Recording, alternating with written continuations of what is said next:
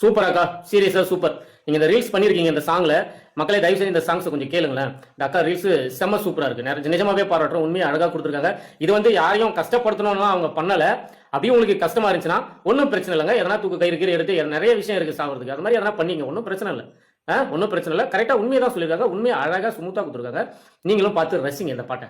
Flow பக்கா super அக்கா, வாழ்த்துக்கள்.